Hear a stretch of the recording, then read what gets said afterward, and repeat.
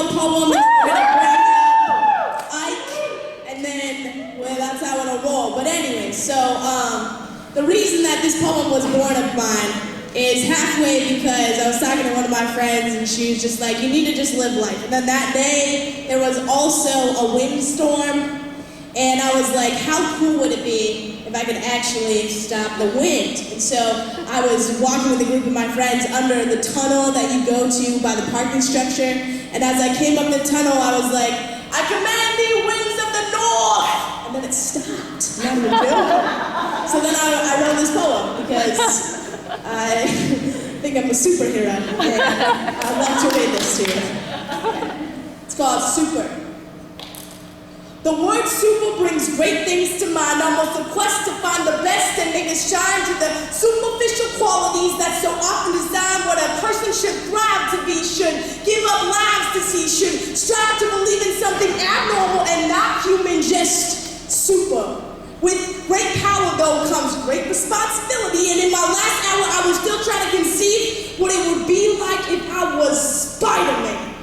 I mean, shit, I would never have to worry about reaching the top shelf ever again. And I would be smoking a Mary Jane in one hand and bend the rules for every friend of mine, could find my enemies in a foolproof, unescapable web of lies. I would soar from building to building and fight crime. I would be a superhero.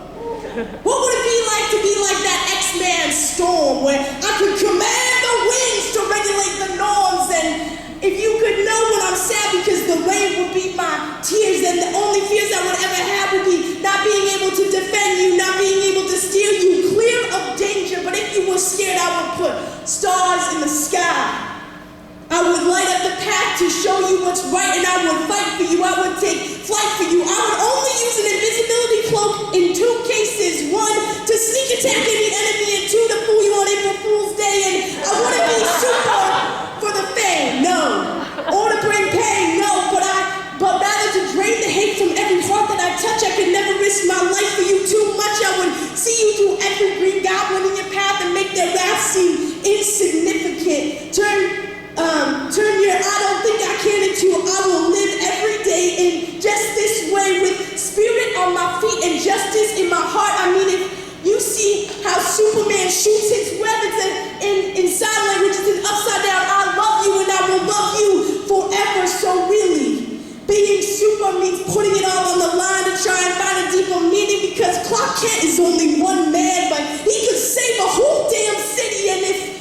And it's a pity we can't realize that we together can save a nation through our upside down kisses and our I love yous, to simply live life the way we are supposed to do what we do, not because of greed, but because there is some larger need for greatness, and the responsibility falls on our shoulders to move blocking boulders off the highways of our dreams, to be seen for our souls and not the clothes on our bodies. See, we don't need spandex to break free of this hex of normality. We all have super potential. It's just a matter of taking what you have to be more than we are, and by far we are capable of making a difference, of saving this world from hate. Every boy, mother, child, husband, every girl can demonstrate hope, and we should strive to be alive and live life like a thriving cartoon that you catch on a Sunday afternoon on ABC Family. We should live with so much more ambition and ignore restraints. The only difference between us is we aren't just paint on paper. We are human, and we have the greatest power. The power to not just exist on a film reel, but to be real and to be really super. All right. So before we do Ike Up, everybody give a warm welcome to Marianne.